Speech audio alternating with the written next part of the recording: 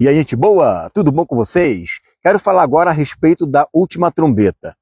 A gente sabe que a última trombeta, ela está lá em 1 Coríntios capítulo 15, a partir do verso 51, que vai dizer que é o toque da glorificação do nosso corpo.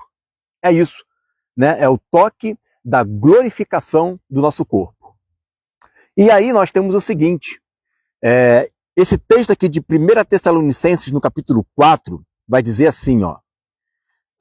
Vamos ler. Porque o Senhor mesmo, a partir do verso 16, o Senhor mesmo, dada a sua palavra de ordem, ouvida a voz do arcanjo e ressoada a trombeta de Deus, descerá dos céus e os mortos em Cristo ressuscitarão primeiro. Bom, até aqui tá bom. O negócio aqui é o seguinte, esse verso 16 ele é muito importante, olha só. Porque o Senhor mesmo, dada a sua palavra da ordem, e ouvida a voz do arcanjo, e ressoada a trombeta de Deus, descerá dos céus os mortos em Cristo e ressuscitarão primeiro. E tem uma outra coisa importante aqui também, que está no verso 17, olha só. Depois nós, os vivos, os que ficarmos, seremos arrebatados juntamente com eles entre nuvens para o encontro. Para o encontro. Lá, em 2 Tessalonicenses, Paulo não fala encontro, Paulo fala reunião. Lembra que fala aqui a respeito da vinda de Jesus e da nossa reunião com ele, não é isso? Então lá ele fala reunião, aqui ele fala encontro. Isso tudo ocorre quando Jesus vem com a voz do arcanjo para esse encontro. Perfeito? Então nós temos o encontro e nós temos a reunião. Reunião e encontro é tudo ajuntamento. Está vendo ali o ajuntamento. Perfeito? Linkou, né, essas duas informações importantes. Então tá. Agora, vamos ler aqui o seguinte. Né? Joel, no capítulo 2, olha o que ele vai dizer aqui no versículo 1. Tocai a trombeta em Sião e dai voz de rebate. Olha aí, tocai a trombeta a Sião e dai voz de rebate, dá voz de triunfo, dá voz de alegria, dá voz de triunfo ali. Por que vai ter que dar voz de alegria e vai dar voz de triunfo? Porque é hora da guerra. É hora da guerra. E ele fala, no meu santo monte, perturbe-se todos os moradores da terra, porque o dia do Senhor vem, já está próximo. E aí no versículo 4 vai dizer, a respeito daqueles que vêm com ele, a sua aparência é como a de cavalos, e como cavaleiros, assim correm, estrondeando como carros, vem saltando pelos cimos dos montes, crepitando como chamas de fogo que devoram o restolho, como um povo poderoso posto em ordem de combate. Aqui é a reunião. Aqui é a reunião. Reunião essa que você vê que no versículo 16 diz assim, congregai o povo, santificai a congregação, ajuntai os anciãos, reuni os filhinhos e os que mamam, saia o noivo da sua recâmara e a noiva do seu aposento, ou seja, é todo mundo. Ele está usando aqui uma figura daquela época, né?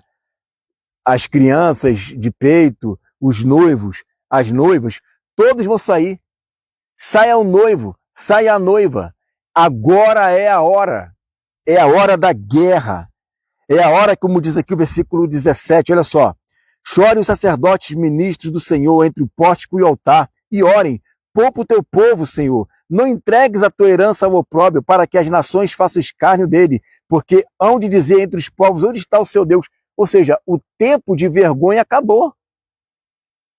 O tempo de vergonha acabou. O povo chorou, os sacerdotes choraram, já se humilharam, já colocaram o pano de saco na cabeça, já fizeram tudo o que tinha que fazer.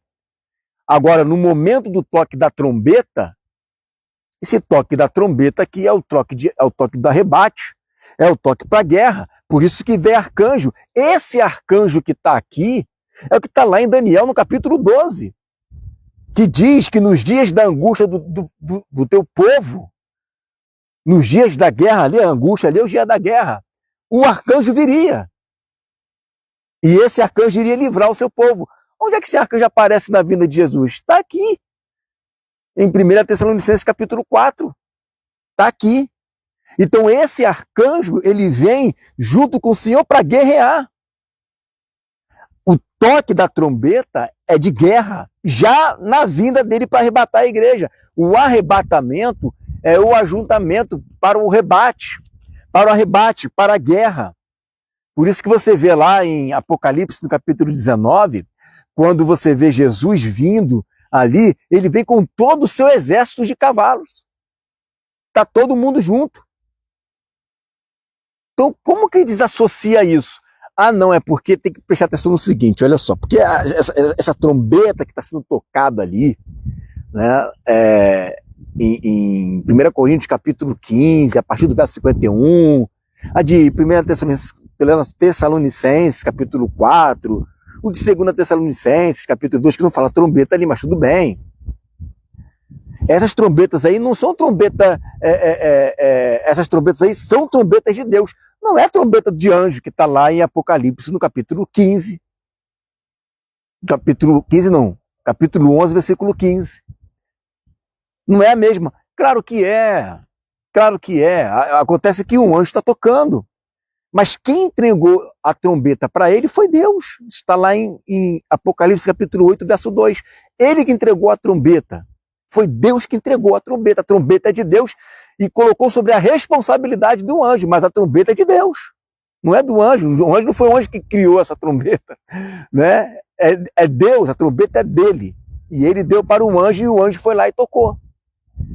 Então você observa o seguinte, dá para se perceber claramente que esse toque de trombeta não é um toque para arrebatar, para sumir.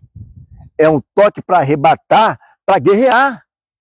É um toque para arrebatar, para conquistar a herança que estava sob o domínio dos inimigos, e isso foi vergonha e opróbrio do povo.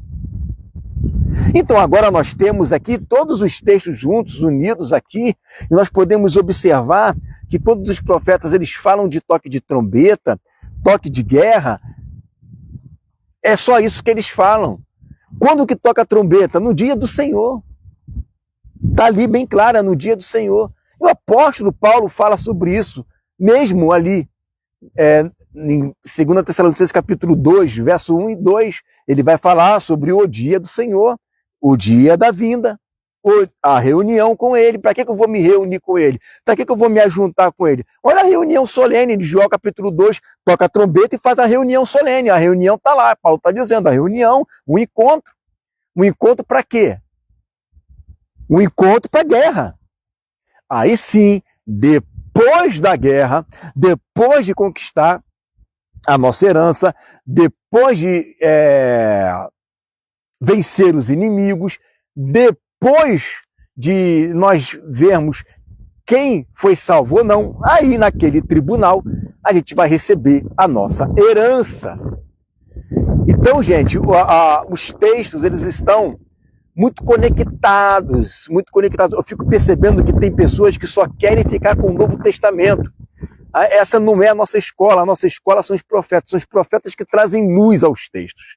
É eles que trazem, eles são a candeia que ilumina os textos. Está lá em Pedro fala isso. Os profetas é a candeia que ilumina a escuridão. Então, muitos textos que estão soltos, espalhados, né, nas escrituras, na Bíblia, quem vai trazer o encadeamento correto são os profetas. A gente vai lendo lá os profetas e ele vai trazer todo o encadeamento dos textos. Porque senão a gente vai ter a liberdade de criar uma série de coisas que a gente fica à mercê de qualquer um. Ou seja, eu estou lendo aqui, primeira ressurreição, não é primeira ressurreição, está escrito aqui primeiro, mas não é primeira, é a última. A última trombeta não é a última trombeta, na verdade, ela é a primeira. Apostasia não é apostasia, na verdade, aqui é retirada. Aí você fica à mercê daquele camarada que fica falando o que ele quer, o que ele pensa, o que ele acha, e quando na verdade você tem todo um respaldo dos profetas, que os profetas eles é que trazem a candeia dos textos, e vai nos dar o norte todinho de tudo que tem que acontecer. Você quer ver um exemplo muito claro disso? Imagina você, uma milenista, que crê que o reino de Deus ele é simbólico, o reino milenar ele é simbólico, e aí ele vai dizer que só existe uma única ressurreição apenas, só tem uma única ressurreição, não tem mais outras ressurreições, né? Só tem uma só. Muito bem. Dito isto, sendo dessa forma, só tem uma única ressurreição, será que os profetas apoiam essa afirmação? Então eu vou lá no profeta Ezequiel, no capítulo 37 e 38, não é isso? 37 e 38, fala de Gog e Magog, 39, Vale dos Ossos Secos, 40 e 48, o tempo de Ezequiel.